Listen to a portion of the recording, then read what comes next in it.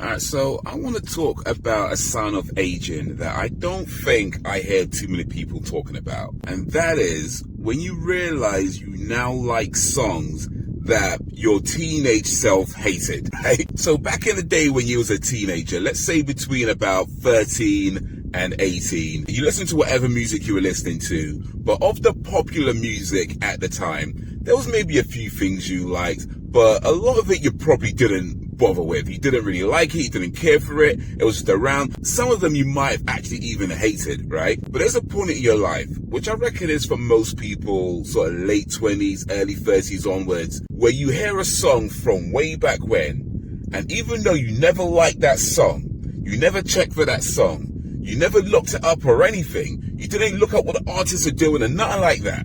You just hear that song on the radio, you just start thinking to yourself, you know what?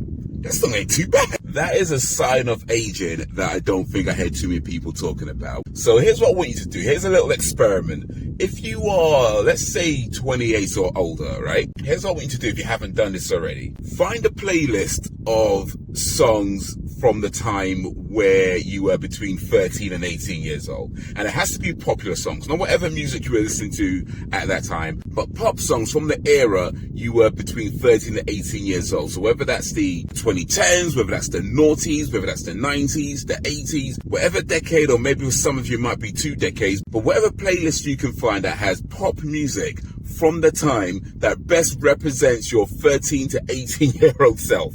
And I want you to listen to it. And you're probably going to know all the songs, right? You're probably going to know most, if not all the songs. And some of the songs, yeah, you might have liked back in the day. Some of them you might have thought, that's alright, but not for me.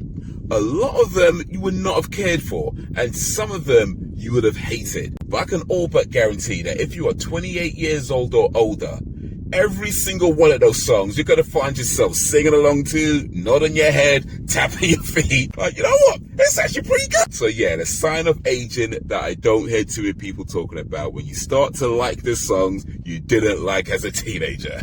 Alright, peace.